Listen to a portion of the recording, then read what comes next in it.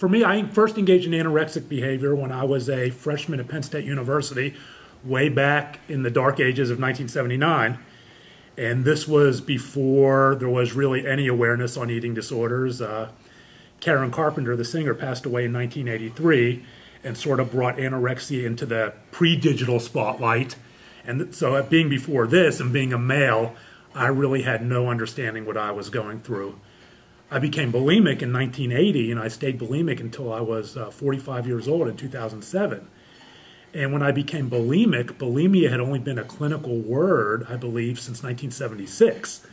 So I certainly didn't understand that either. It was really a behavior I engaged in, kind of like breathing, as a survival mode because of a self-image that was very damaged and was really looking for acceptance. And when I didn't get acceptance, this is the way I relieved myself. And going through it back then, I can't even say there was a stigma. There was just nothing. There was a void because for there to be a stigma, people actually had to have some conversation about it. And back in those days, there was no conversation.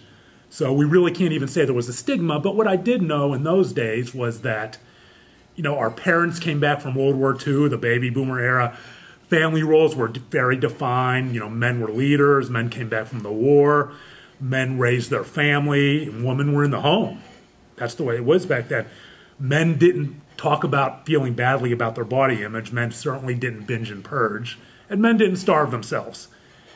And that was even instinctively, even though we weren't talking about it, in your mind, that's a woman thing. So that's how tough it was. That's the way it was back then. Now, of course, as I went through the years, awareness increased, and the conversation increased, but the stigma around it that developed really stayed the same, especially for men. Then you really got into the conversation, well, this was about women. Okay, now we have Karen Carpenter who passed away. Now we have a woman conversation. Now really, that is not what men do. And that increased the shame for me, and that really increased the desire for me to hold it in and not tell anyone.